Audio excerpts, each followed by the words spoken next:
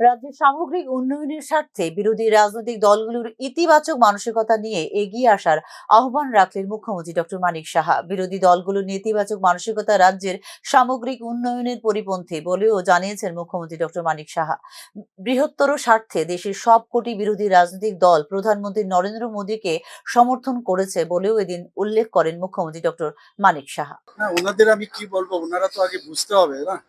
ওনারা তো খালি বিরোধিতার জন্য বিরোধিতা করেন, আর পজিটিভ কনস্ট্রাকটিভ কথাই কিন্তু বলবেন যে আমরা কনস্ট্রাকটিভ চিন্তা ভাবনায় কথা বলি, কিন্তু সবসময় দেখা যায় নেগেটিভ মেন্টালিটি নিয়ে ওনারা কথা বলেন।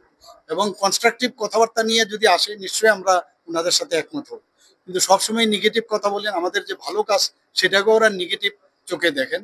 তো এই অবস্থায় ওনাদের আমার মনে হয় বোঝা উচিত যে এইভাবে রাজ্য কোনোদিনই এগোতে পারবে না।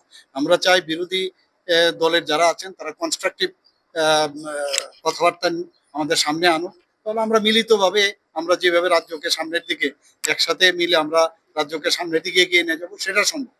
শুধু তাই নয়, মাননীয় প্রধানমন্ত্রীজি গতকালও উনি বলেছেন সমস্ত বিরোধী দলের যারা লিডাররা আছেন, যারা পার্টি আছেন, সবাই কিন্তু একমত এই ভারতের অখণ্ডতা রক্ষার জন্য।